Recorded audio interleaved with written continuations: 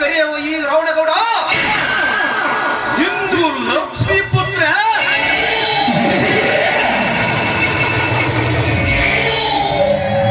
ಅಂತೆ ನನ್ನ ಹಣ ಬಲದಿಂದ ಈ ಊರಿನ ಸರ್ವಾಧಿಕಾರವನ್ನು ನಮ್ಮ ಮುಷ್ಟಿಯಲ್ಲಿ ಹಿಡಿದುಕೊಂಡಿದ್ದೇವೆ.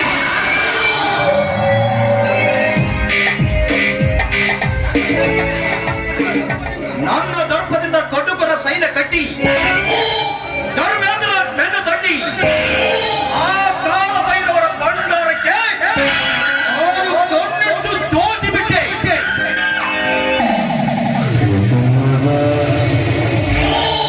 ನಾನೆಷ್ಟು ಮೆರಿದರು ಸವಿಯಲಾರದವನಲ್ಲ ಶ್ರೀಮಂತಿಕೆ.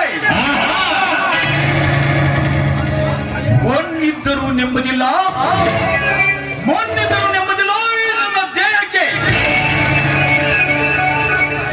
ಈ ನನ್ನ ದೇಹಕ್ಕೆ ಸುಖ ಸಿಗಬೇಕಾದರೆ ಒಂದು ಹೆಣ್ಣು ಬೇಕು.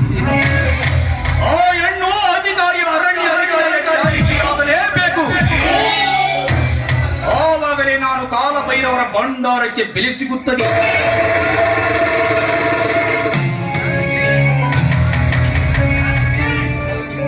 ಜಾನಕಿ, ನೀನು ನಮ್ಮೂರಿಗೆ ಎಂದು ಕಾಲಿಟ್ಟೆ ಅಂದೇ ನಿನ್ನ ಮೇಲೆ ನಾನು ಕಣ್ಣಿಟ್ಟೆ.